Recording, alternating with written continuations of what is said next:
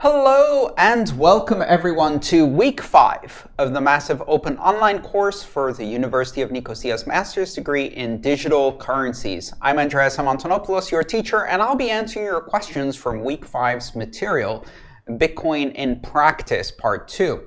So I hope you've had a great week. As you can see, I'm in a slightly new studio, but the time is always Bitcoin. So let's get started. I hope everyone is ready. Let's see what's happening in the chat.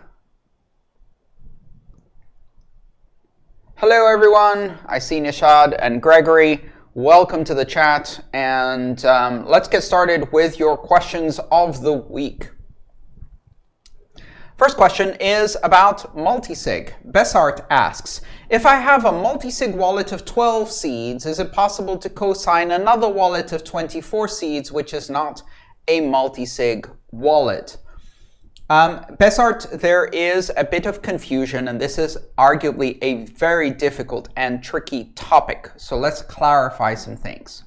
First of all, whether you have a 12-word seed or a 24-word seed, it will create that 12 or 24-word seed will construct the same type of hierarchical deterministic wallet. So it doesn't matter whether your seed is 12 or 24 words. They will construct the same type of hierarchical deterministic wallet from which many different keys can be derived, many different accounts, in a tree-like structure, many different branches.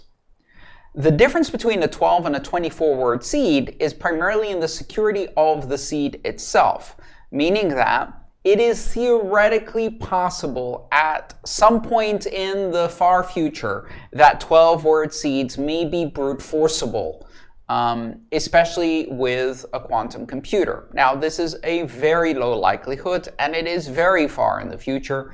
But for that reason, if people store large amounts of money on their mnemonic phrase or seed, they generally choose to use a 24-word seed. Now, this was a very controversial topic when the mnemonic phrase BIP39 standard for these 12 to 24-word seeds were created.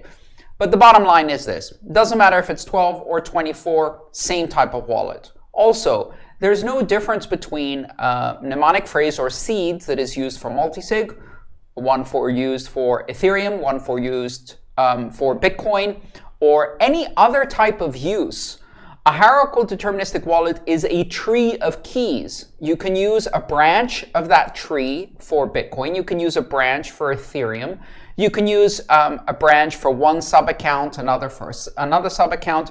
You can use a branch for multisig. You can use a branch for Segwit addresses. You can use a branch for legacy addresses. You can use thousands of branches for thousands of different cryptocurrencies. They're all the same seed. So there is no specific multisig seed. A seed is a seed, and it produces a hierarchical deterministic wallet.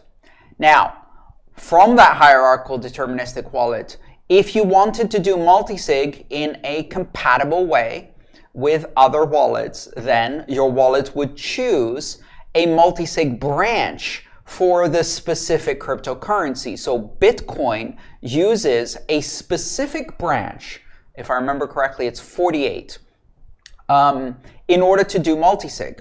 Ethereum may use a different branch to denote multisig. Other cryptocurrencies may use other branches to denote multisig. That's up to the designers of the wallets. And it's really an arbitrary choice. So your wallet will decide to use a specific branch for multisig type accounts. Just like it would use a different branch for Segwit, it would use a different branch for legacy addresses, it would use a different branch for different cryptocurrencies or different sub-accounts. So one seed, multiple uses. 12-word seeds, 24-word seeds, same thing. They produce the same type of hierarchical deterministic wallet, which has multiple uses depending on the branch you choose.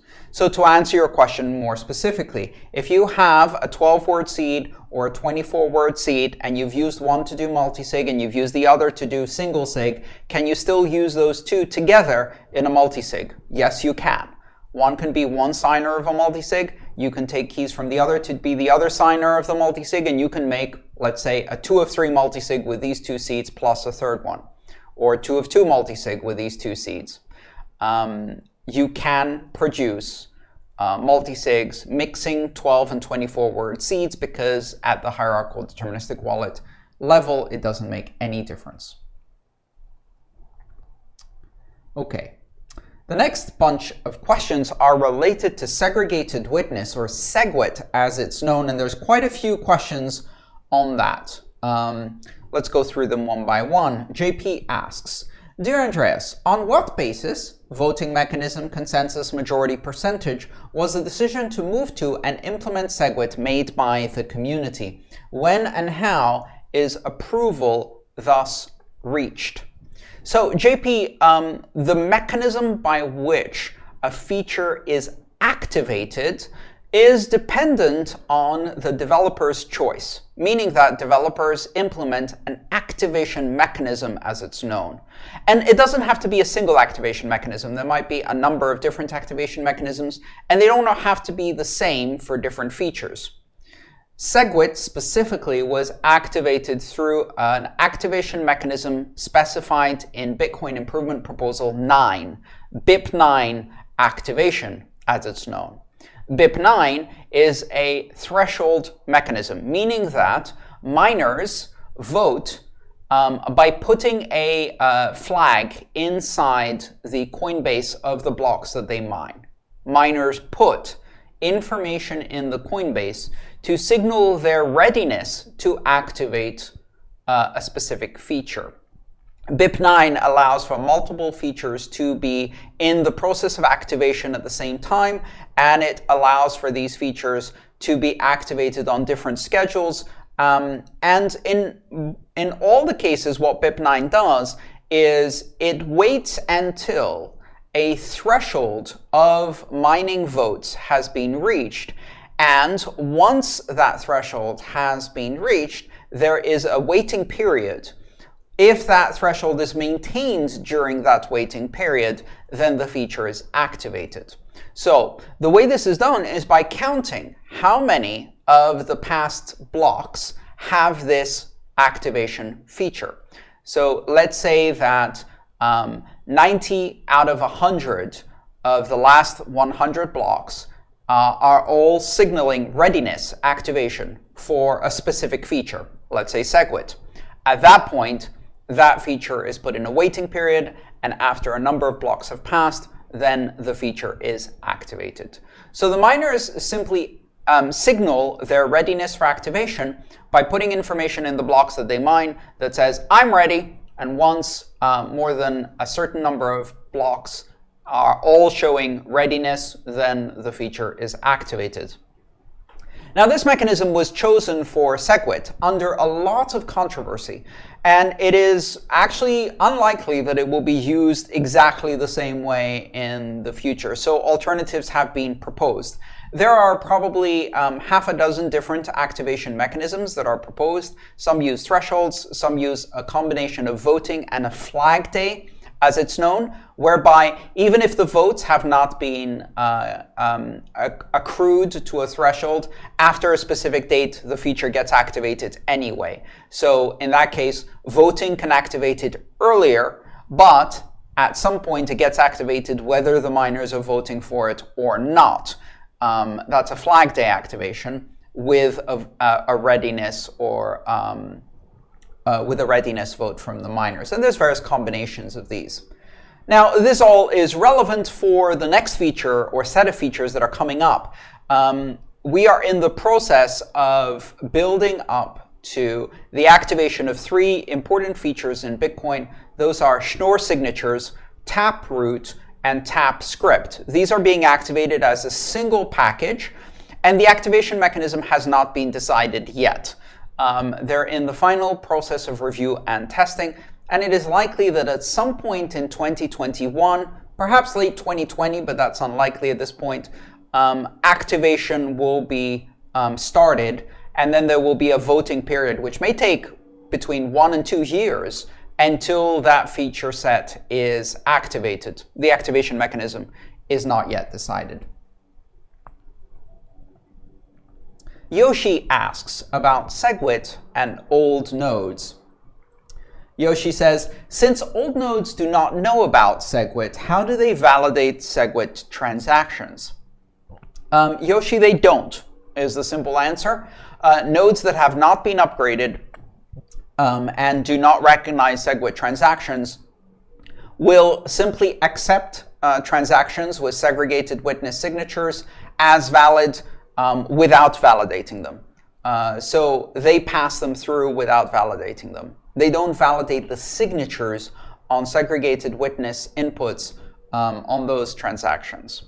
That doesn't mean that an invalid transaction can be mined, because miners must validate according to the Segwit rules. Once Segwit was activated, if miners produced an invalid Segwit transaction, it would be rejected by the consensus rules, and therefore that would cost the miner their reward. So miners do validate Segwit. They have to validate Segwit, and the vast majority of nodes validate Segwit.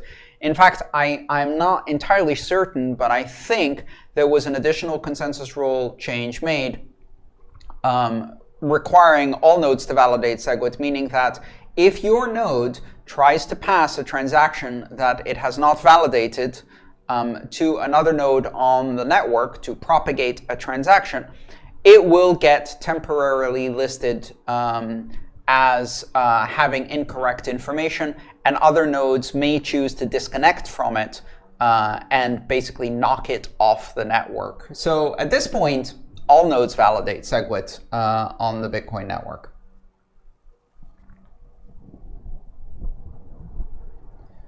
All right, there was a rather long conversation in the forum about the decreasing number of full nodes. Peter asks, is the decline in full nodes on the Bitcoin network, about 50% since April of 2019, a concern about long-term viability? Why is there such a divergence between the increasing hash rate and the declining number of full nodes? And there's a long discussion about this in the forums going back and forth. Let's clarify a few ideas. First of all, the number of full nodes is not simply a reflection of how many people are mining on the network.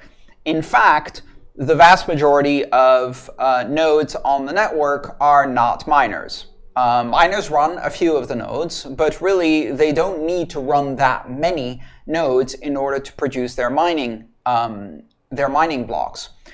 They only have to run a few strategically positioned nodes, strategically meaning positioned with enough connectivity in enough places in the network to be able to receive transactions from the mempool and propagate out blocks to the rest of the network. Miners also use an overlay or relay network for propagating blocks and transactions that is separate from the traditional Bitcoin peer-to-peer network that only connects miners to each other so they can propagate blocks with very, very low latency. So miners don't need to run a lot of nodes. They only need to run a few.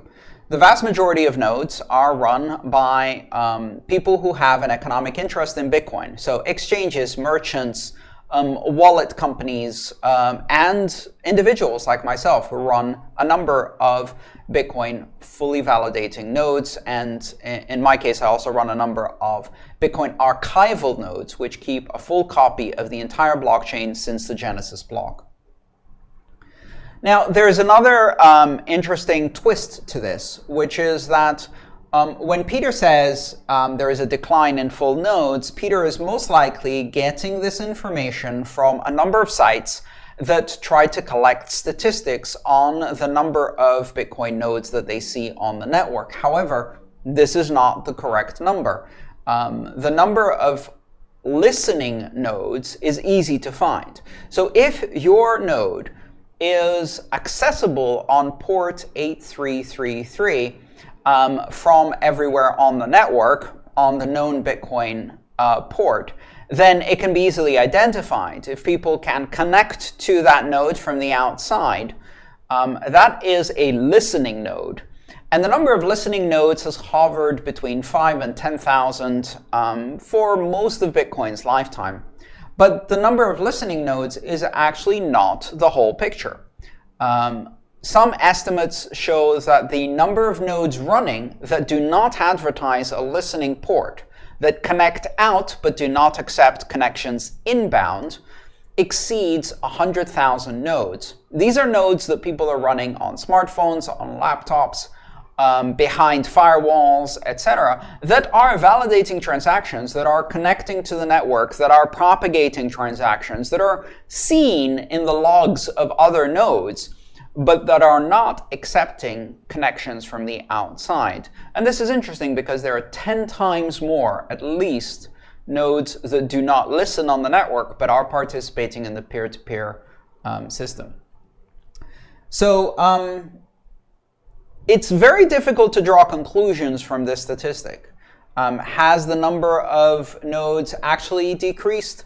Or is it simply the case that the number of listening nodes has decreased, but the number of nodes has actually increased as more people run nodes, but run them behind firewalls? They're still participating fully in the network. They're still propagating transactions and blocks. They're still validating transactions and blocks. They're simply not as easily accessible. They reach out to you. You can't reach out to them. And this may be done for a number of reasons, including for security reasons. There are many places in the world where running a Bitcoin node may potentially, now or in the future, cause you some problems. It would identify you as a participant in the network. So people may choose to run it over Tor or run it from behind a firewall. Maybe they don't want to advertise their IP address or participation in the Bitcoin network.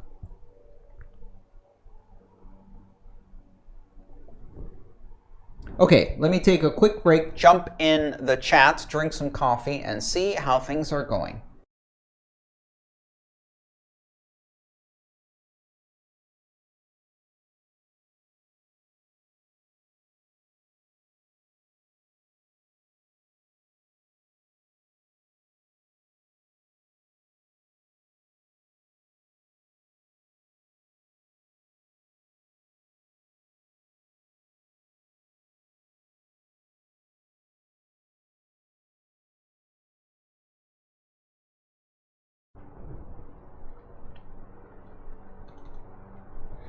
All right, I noticed that some people in the chat are saying this was a difficult week. Yes, the Bitcoin in Practice session is always one of the more difficult ones. There's a lot of heavy topics, including how Bitcoin keys, addresses, and signing work, the various additional technologies like segregated witness and the Lightning Network. It's a lot to take in. So don't worry, ask your questions, and we will clarify all of these things. So let me answer some quick questions from the chat. CX asks, what is your take regarding keyless wallets? I've come across one which claims to make crypto easy to use by not worrying about managing mnemonic phrases. I would not recommend using wallets like that. While they may be easier to use, I would question whether such a wallet is custodial or not. That's the first question you have to ask, meaning do you have custody of the keys, or does somebody else have custody also or only and not you? And secondly, while these things may be easier to use, you pay a price in terms of interoperability. So how do you migrate the keys from that wallet to a wallet that does use mnemonic phrases? If you use a mnemonic phrase-based wallet, you can migrate it and import it on any of dozens of different wallets, and you can use it for dozens of different cryptocurrencies. So you get the benefit of interoperability. And that is actually worth a lot in terms of ease of use. If this wallet company goes out of business, what do you do? How do you recover? Where do you recover? What is the process for recovering? How complicated is that? So things are very easy until something goes wrong, and then they suddenly become very, very difficult.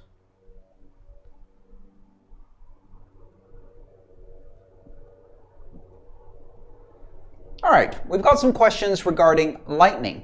Elijah asks, I use an email address registered to a wallet to send Bitcoin to someone from that wallet. In other words, I use the email address and not a Bitcoin address. Is this the same thing as using the Lightning Network?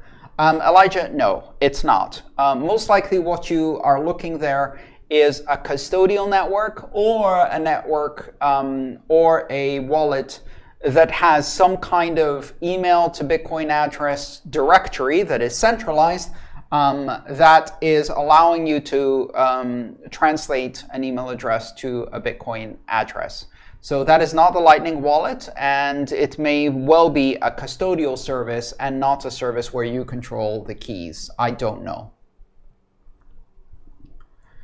Victoria asks, since the Lightning Network is capable of using multiple routing algorithms simultaneously, why not allow each source node to choose their own routing algorithm? In the current routing implementation, is there a limit to the number of hops or the time per hop before reaching the destination? Great questions, Victoria. A source node is allowed to choose their own routing algorithm. In fact, they do. Even source routing, which is the mechanism that is used at the moment, the main routing algorithm that is used on the Lightning Network, is subject to a lot of different tweaks. How exactly you implement source routing, how you prefer certain paths from other paths, whether you prefer paths based on minimizing the number of hops or maximizing the liquidity of intermediate channels, how often you refresh your topology map, all of those things are up to your local node. The source node decides. So even with the current single routing mechanism, all of those things are up to the source node, and the source node can make choices. Now, some routing algorithms are not dependent on the source node. So if you had a routing algorithm that's similar to the one we see on the internet, where effectively intermediary nodes decide how to route packets and not the source, not source-based routing, then obviously the source could choose to ask the intermediary nodes to do that, but they would have to support it. So then things get a bit more complicated. It requires a bit more coordination, and obviously in the case of Lightning, that has some privacy issues as well. There are a number of routing tweaks that are supported by some nodes rather than others. For example, there is a form of routing called rendezvous routing. There's a form of routing by my co-author, Rene Picard, called just-in-time routing, which involves rebalancing channels on the intermediary nodes to select an even better path when routing. And there's trampoline routing and various other forms of routing that are used. These are source-based routing systems, but with little tweaks. So in practice, routing is something that is already very much up to the choice of the source node. To your second question, in the current routing implementation, is there a limit to the number of hops? Yes, there is, but not because of routing, but because of the onion format. The onion packet forwarding format, which is used for privacy, which encrypts layers of routing hops inside onion routes, encrypted shells, in the form of an onion, where it builds up the encryption for each hop. That has a fixed limit of 19 hops. So from the source to the destination, there can be no more than 19 hops in an onion route. So therefore, there is a limit. But in practice, that limit is way too much. Meaning that the more hops you have, the more probability you have that your route will fail, that your payment will fail, because the node is not responsive by the time you set up that route, because there's been a change in the liquidity, because of a myriad of other issues. So shorter routes are statistically more likely to succeed than longer routes anyway. And by shorter routes, we mean routes of 3 or 4 hops. 5 or 6 hops, maybe. Beyond that, routing gets difficult. And so way below the 19 limit is reached, you basically have routing failures for other reasons. And if you think about it, in a well-connected network that has more or less a mesh topology, or somewhere between a hub and spoke and a mesh topology, the distribution of the topology, that the rule that applies if you've heard of it, is the idea of 6 degrees of separation. You may have heard of it as an internet meme or a movie theme, 6 degrees of separation from Kevin Bacon. But basically, in a well-connected network, like relationships between people, even with a very large data set, like 7.5 billion people, you can connect any random person on the planet to any other random person on the planet on average through 6 relationships, 6 degrees of separation. So if you can connect 7.5 billion people through just 6 hops, it is highly likely that with a well-connected Lightning network, the number of hops you need to reach any node in the network doesn't really exceed 6 very often. And if it does, it's likely it will fail. Some questions on transaction malleability and Bitcoin confirmation. Let's start with a simple one on Bitcoin confirmation. Elijah asks, what happens when one sends Bitcoin and the transaction is not confirmed? Do the Bitcoins go back to the original owner or are they lost forever? This is a great question, Elijah, and it's also a very common question and a source of great stress, anxiety, and sometimes panic by new users. The bottom line is that Bitcoin transactions are atomic, meaning that the money is in your wallet if the transaction hasn't happened. And if the transaction has happened, meaning it's confirmed, then it is in the wallet of the destination. There is no in-between. Transactions do not start and then never finish. If the transaction has not been confirmed, then the wallet that was sent from still contains the Bitcoin because it has not been spent. If the transaction is confirmed and has happened, then the money is in the recipient's wallet. Either it happened or it didn't happen. It never leaves the sender's wallet. It simply instantaneously, as soon as the transaction is confirmed, is registered as now belonging to the recipient's wallet. It doesn't go in transit. It isn't sent. And that's a common misconception. There is no limbo. There is no in-between space between wallets.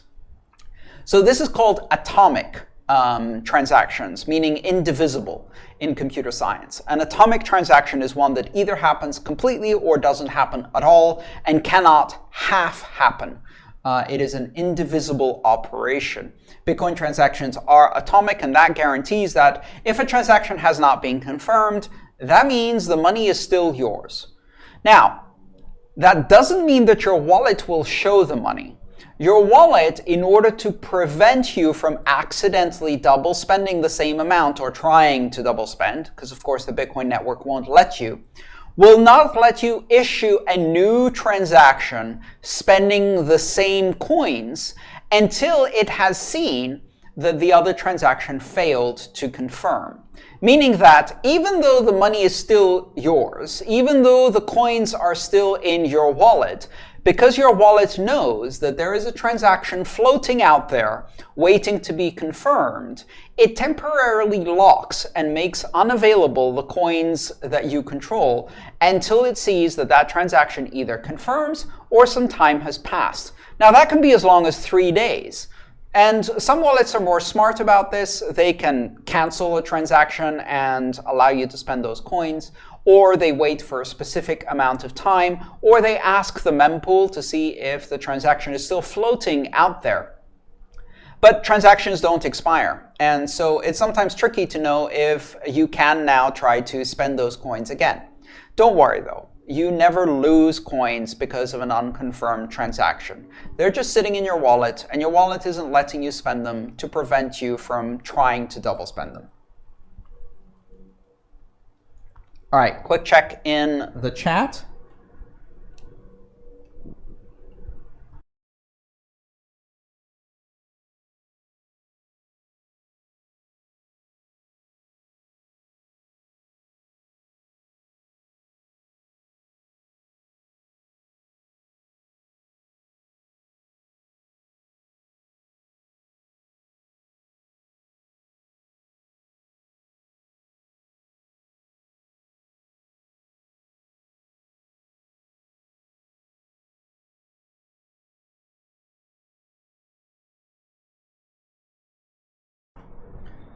I have been advised that I need to straighten the clock Actually, the B is supposed to be at a 45-degree angle, but I'm noticing that the noon time is not exactly straight. But then you may also have noticed that no time passes. On this show, it's always Bitcoin time. So straightening the clock won't change the fact that the clock doesn't have batteries in it and is just a prop. All right. Artem asks about Bitcoin on Ethereum as a scaling solution. Could you please share your thoughts on using wrapped BTC on Ethereum as a scaling solution? I believe there's more BTC on Ethereum today than on the Lightning Network. What are the pros and cons? There's a fundamental misunderstanding here, which is that a wrapped BTC is not the same as the Lightning Network. And a lot of people are making this comparison, saying that there is more Bitcoin wrapped on Ethereum than there is on the Lightning Network. But the bottom line is that wrapped Bitcoin on Ethereum is subject to the security rules of Ethereum, and it's subject to the gas fees and transaction costs of Ethereum, and it's also subject to the bugs in the smart contracts of Ethereum. The Lightning Network, on the other hand, uses the security of the Bitcoin blockchain. And arguably, that is a much greater level of security. So the two are not equivalent.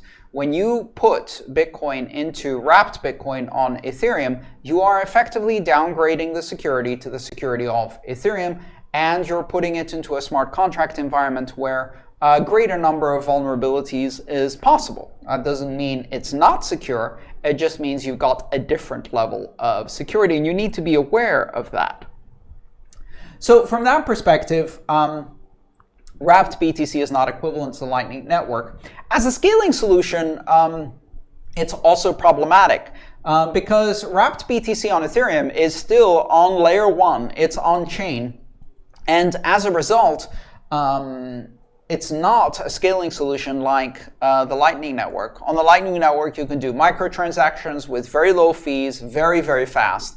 Ethereum, you can do transactions a bit faster than Bitcoin, but fees are often even higher than they are in Bitcoin, and Ethereum scaling is still a work in progress, with a major transition to Ethereum 2.0 being planned for the latter part of 2020 and early 2021. Ethereum 2.0 is a 2-year project, so no, Bitcoin on Ethereum is not a scaling solution.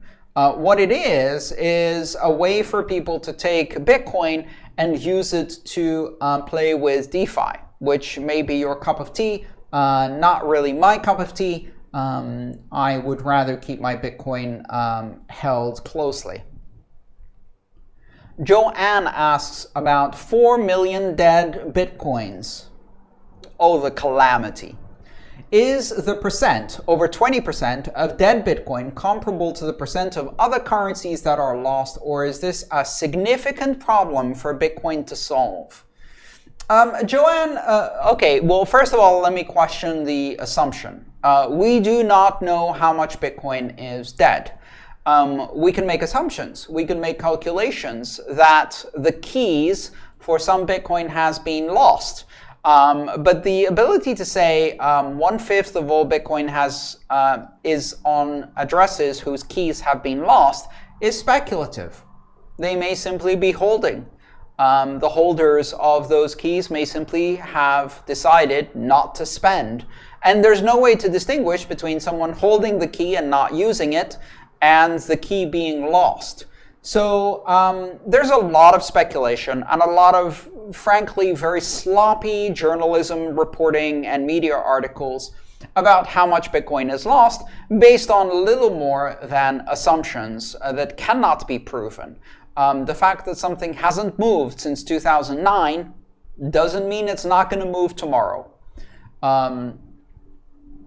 Secondly, is this a significant problem for Bitcoin to solve? No, not really. You can't really compare lost currency in other currencies to lost currency in Bitcoin, primarily because Bitcoin is a deflationary system. There is a limit on how much Bitcoin will be produced.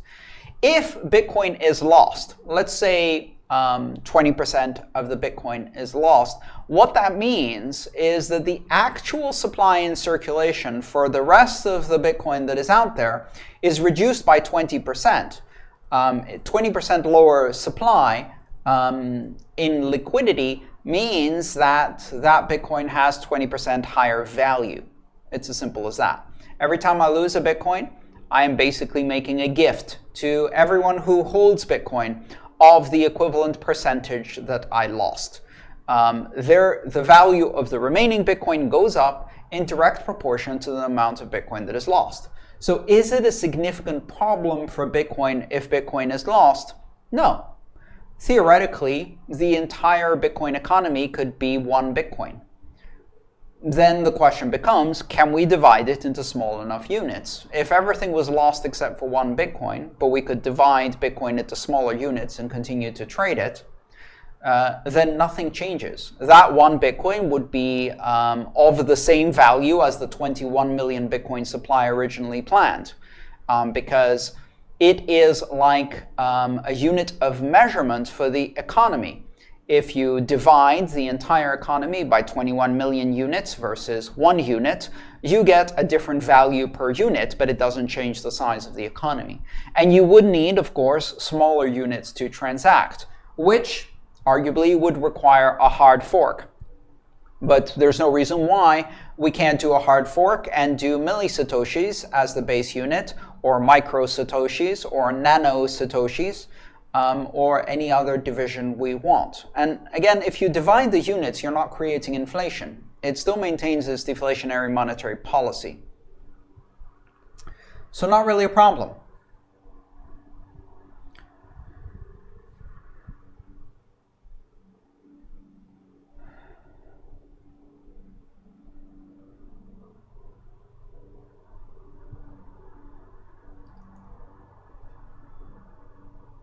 All right, someone decided to start mowing the grass just as soon as this broadcast started. Thank you. Well, we're going to have wonderfully mowed grass out there, and I have to apologize for the slight amount of noise in the background. Ironically, I turned off the air conditioner in this room in order to reduce the noise just before they started mowing the grass. So now I am sweating and we still have noise. So what I'm going to do next is I'm going to turn on the air conditioner again, because if we're going to have noise, I might as well cool down.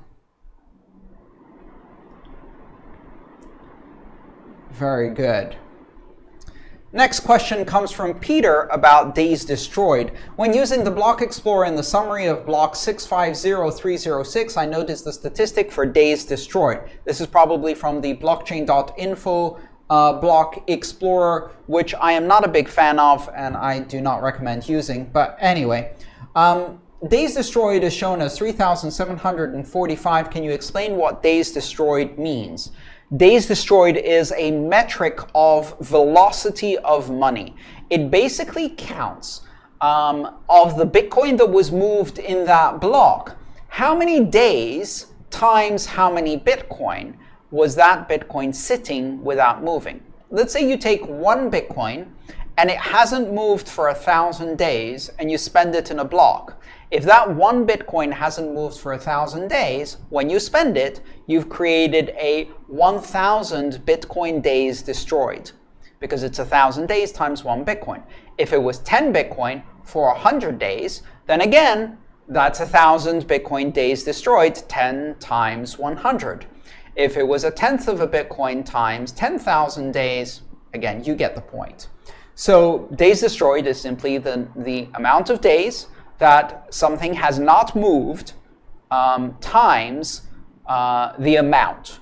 It's a weighted metric. Now, what does it tell us? It tells us whether in a block, Bitcoin that is very old has suddenly decided to move. When we see days destroyed go up, what we're seeing is that Bitcoin that was held quietly for a long time has suddenly decided to move. If something moved from 2009, especially if it was a large amount, that would create a very big spike in Bitcoin days destroyed. versus Bitcoin from last week in a smaller amount that has been moved. This kind of relates to the discussion we were just having about whether Bitcoin is dead or not. And in fact, the days destroyed metric will tell us when Bitcoin is in fact not dead and the keys are not lost.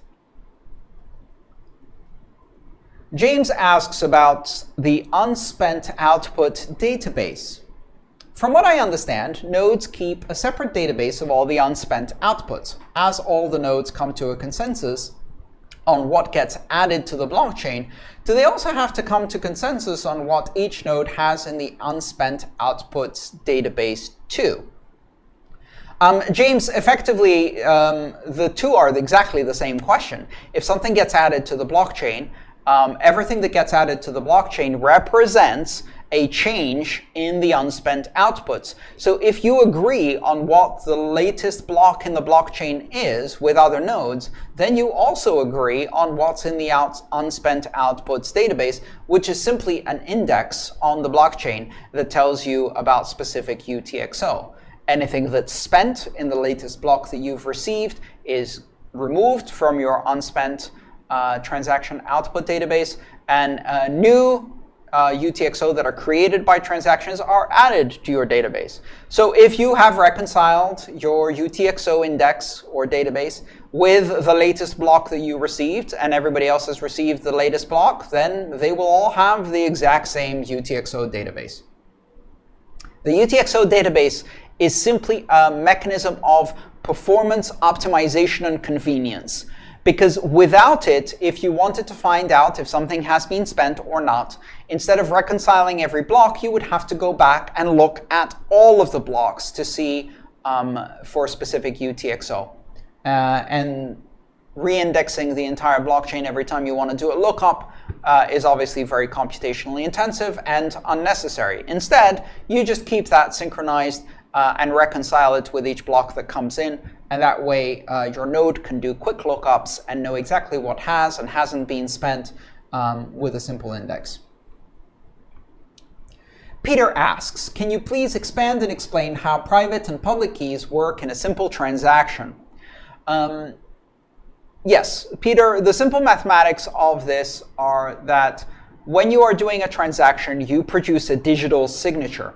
A digital signature is a mathematical manipulation of the hash of the transaction input, meaning that you take the information on the transaction that you want to sign, you produce a hash, a fingerprint, if you like, and then that fingerprint is manipulated to produce a digital signature. Now, think of this as perhaps in arithmetic terms, maybe we'd call it a multiplication. So you multiply the fingerprint with your private key and you produce a signature. Because of the way private and public keys relate, no one can use the signature to divide and figure out what the private key is. So they can't find your private key from the signature.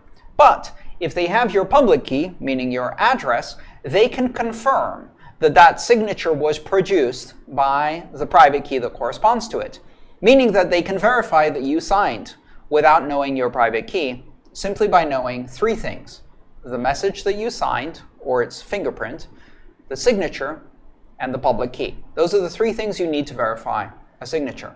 You need the signature, the message or its fingerprint, and the public key.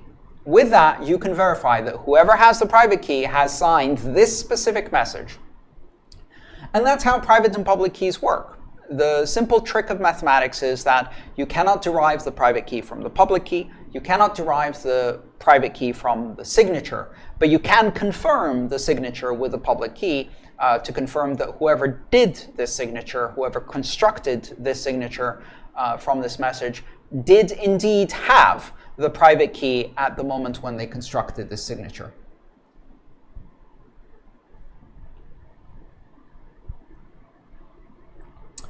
Gloria has a question about cryptocurrency and government regulation. I believe one of the purposes of creating crypto, or Bitcoin in particular, is to decentralize usage, with no particular centralized authority controlling how it is used at all. Government regulations defeat that purpose. Can you please share your thoughts? Well, Gloria, government regulations attempt to defeat that purpose. The real question is whether they succeed or not. So the government can say, you cannot do that Bitcoin transaction. And the mathematics of Bitcoin say, but you can. And the government says, but you shouldn't. And the Bitcoin system says, but you can.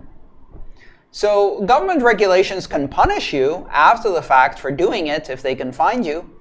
And they can impose these rules which can't actually be enforced.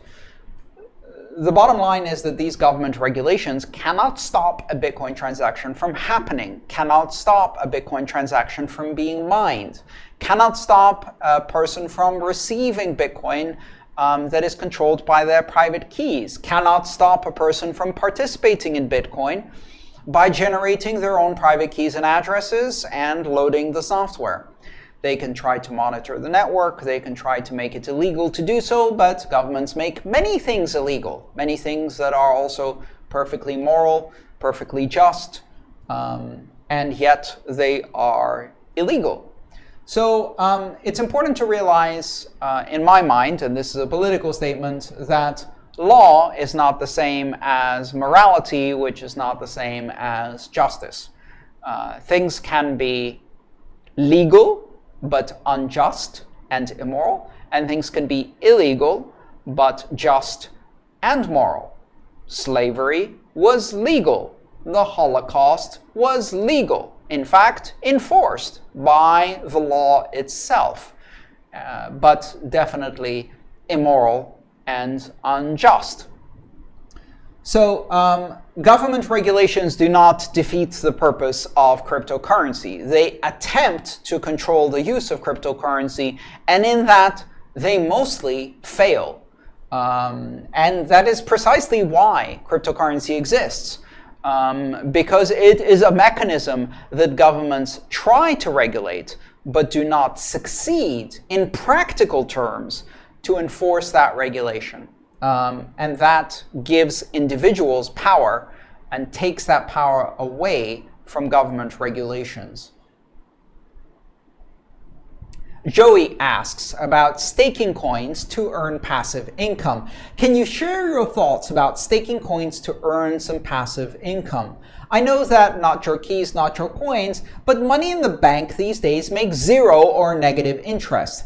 Have you considered staking? Have you some experience with it? And if so, what platforms have you used? There's two ways to answer this question, so I'll try both. First, let me take your question at face value and answer it. Yes, I've considered staking. Yes, I've done staking, but not to earn money. I've done staking in order to experiment with the technology of staking, and I've done so on both the Ethereum 2 testnet as well as on other systems, other blockchains. Doesn't really matter. The bottom line is I have done some staking, not always successfully, but it taught me a bit about the technology of staking, about how to run a node reliably, about how to validate a blockchain reliably, about how to monitor servers, all of the things you need, the technical things you need. Staking means fundamentally running a technological infrastructure and maintaining it without errors operationally. That is not easy. Now, you could stake through a third party, not my cup of tea. You could stake through an exchange, in which case you're letting them stake your coins, and at that point they're not your coins at all. And I certainly wouldn't consider that as a viable solution. Now let me go back to your original question and answer it a different way. Money in the bank these days makes zero or negative interest. Joey, the reason you are looking to get interest from banks is because your entire life and the life of your parents and everyone you know around you has been dominated by currencies that are inflationary in nature.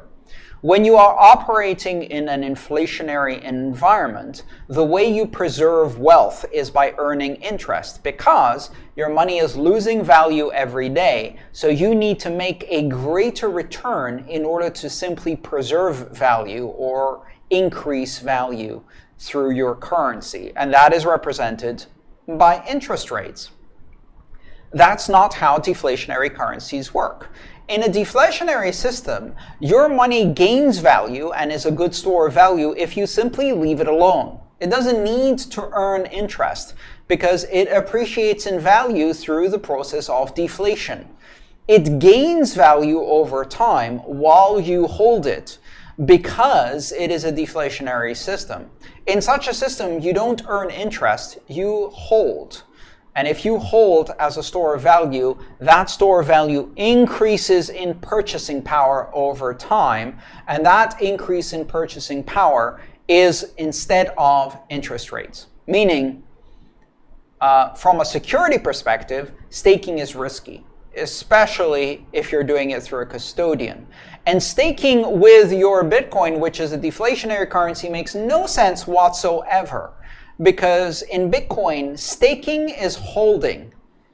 Don't stake, just hold. If you want to gain value from a deflationary currency, you simply need to hold it and not spend it. As the Bitcoin maximalists would say, stack sats and hodl.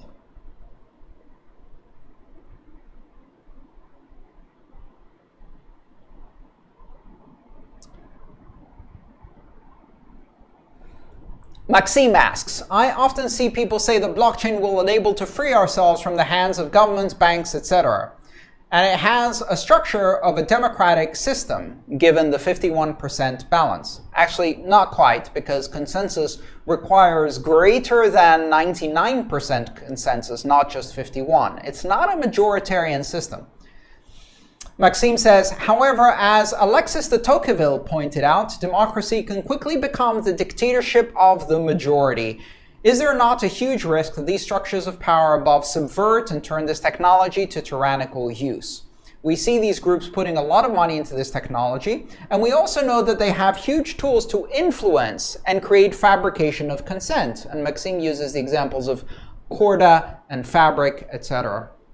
For example, with smart contracts, can we not imagine that this would lead to a society where cold, robotic, automated contracts would bind you and immediately enforce repression as soon as a condition is not met, without any search for nuance? To put simply, what are the worst possible outcomes of blockchain from your perspective? Maxime, totally understand your perspective. However, I would argue that this is not the case with open, public, accessible, neutral, and immutable blockchains. And the reason is that, first of all, you do not have a situation where there is a monopoly of smart contracts or a monopoly of consensus. If you don't like the consensus of Corda, Fabric, whatever other blockchain, don't use it. You get to choose to use the blockchain you want. A group that has 51% of, let's say, the hashing power in Bitcoin cannot change the consensus rules. So the consensus rules act as a constitution of sorts, meaning that the consensus rules are not modifiable by a simple majority. A 51% attack against a consensus system results in a fork, not a change in the consensus rules. And as a result, if you remain on the fork that had the old consensus rules, you keep those consensus rules. Meaning that no one can change the consensus rules without overwhelming consensus. Everyone has to agree, and if you don't like it, you can simply choose to move to another blockchain.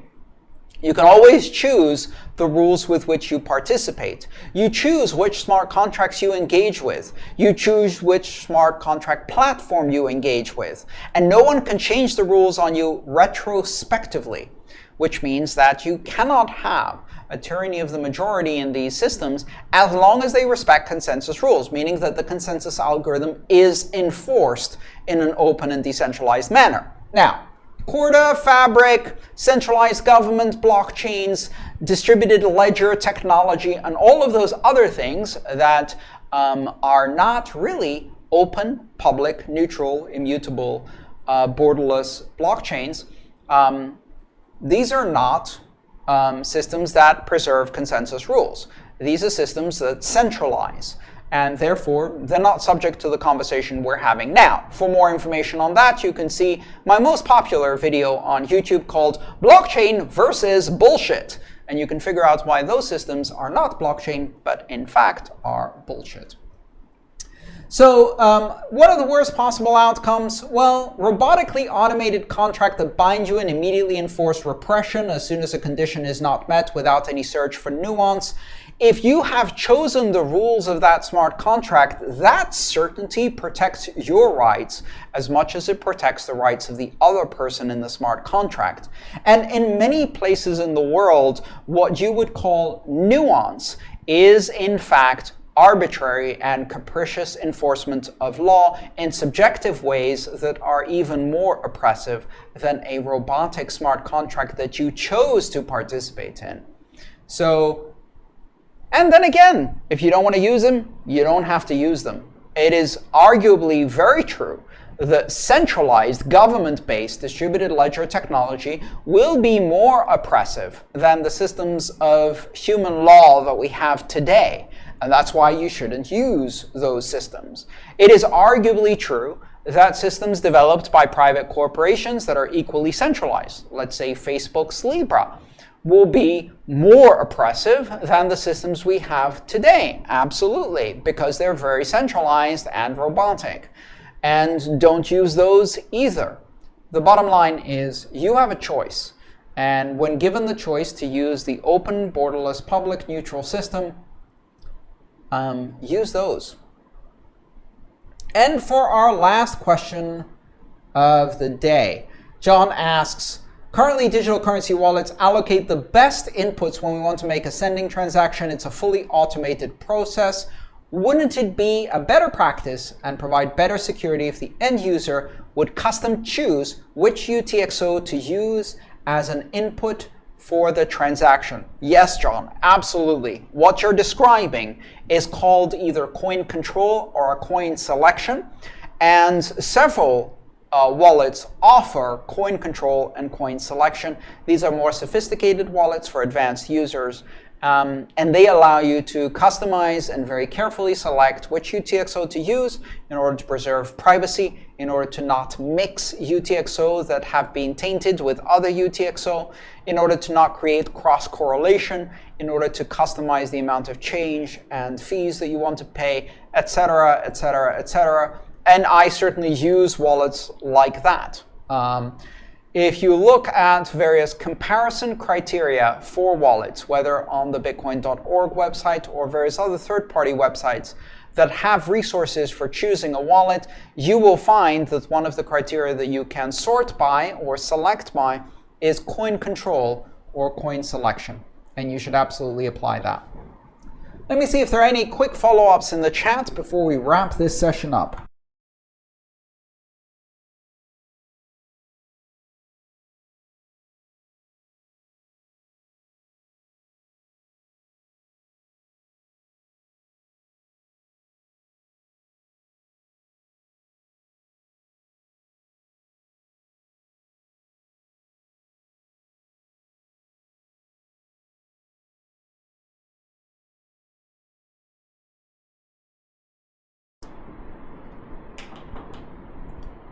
Natalia asks, does cryptocurrency gain in value because of adoption or because of fulfilled promises? Is technology really a facilitator for mass adoption? Natalia, I don't know, is the simple answer. Different places, different people adopt this technology for different reasons. In Western developed countries at the moment, people are mostly using cryptocurrency as asset diversification, speculative instruments, and for various portfolio balancing and hedging approaches. In developing countries and many third world countries and distressed economies, people are using cryptocurrency in order to escape collapsing currencies, controlled economies, and dictators. So why are they adopting? Different reasons for different people. The value of cryptocurrency, in my opinion, is based on economic use. But that economic use is also very much affected by the monetary policy, meaning that if more people use cryptocurrency and there is a larger economy behind it, then if you divide the size of the economy by the number of units in current circulation, you get an approximate market-based value for those currency units. But of course, if more currency units are being created every moment, then that causes inflation, like in a traditional national currency system, and that will decrease the value of your currency. So monetary policy is also important. If the supply of the currency is limited, that then allows the market to determine the correct value of that currency based on the size of the economy, liquidity, and use of that currency. So adoption and monetary policy, the fulfillment of promises and adoption, are both critical to the future value of cryptocurrency. And of course, the other factor that you didn't mention is what happens to every other currency, because these currencies do not exist in a vacuum. They exist in a world economy that is undergoing a number of currency shocks and economic crises. So one of the reasons why, say, Bitcoin might go up against the value of the dollar is not because Bitcoin has gone up, but because the dollar has gone down. Now, that hasn't happened at the moment, or is happening very slowly, but you can imagine scenarios like we see in Argentina and Venezuela happening in many other countries. So currency crises in traditional currencies also affect the value of cryptocurrency, especially if you measure it in terms of national currencies. Let's go and see. Rahul asks, what do you think would happen to Bitcoin once central banks launch their own cryptocurrency? Would that limit adoption of Bitcoin? No. It would no more limit adoption of Bitcoin if central banks issue their own central bank digital currencies as would be limited the use of aviation if cruise companies create more cruise ships. The two are used for entirely different purposes. More cruise ships do not erode the value of airplanes. And when it comes to central bank digital currencies, they do not fill the same purpose. They cannot fill the same purpose. I've created a simple acronym to remember the difference between the real open blockchains and cryptocurrencies and these centralized instruments created by banks, governments, and corporations. And that acronym is RIPCORD. You should ask, is it revolutionary? Is it immutable? Is it public? Is it collaborative? Is it open? Is it resistant? And is it decentralized? RIPCORD. If it is not those things, then it does not compete with those that are. So Bitcoin is revolutionary, immutable, public, collaborative, open, resistant, and decentralized. A central bank digital currency is not revolutionary, cannot be immutable, will be somewhat public but not really, is not collaborative, is definitely not open, is not resistant to censorship but is censored and surveilled, and is not decentralized. Therefore, it doesn't compete with Bitcoin. It competes with PayPal. It competes with other central bank digital currencies, but it serves a fundamentally different purpose. And that purpose is a dangerous purpose, a purpose of surveillance and control, not a purpose of openness and choice. So no, central bank digital currencies will central, and that won't affect Bitcoin. Okay. Hope you enjoyed this session. This was week 5. I know it's a difficult week. We covered a lot of difficult topics: malleability, multisig, lightning, Segwit. Next week, I will take some additional questions if you have follow-up. Week 5 of the massive open online course for the University of Nicosia's master's degree in digital currencies. I'm your teacher, Andreas and Antonopoulos. I look forward to the questions you will ask in the forums over the next week. I hope you have some great discussions. Have a wonderful week studying. Have a great weekend, and see you next Thursday. Bye-bye, everyone.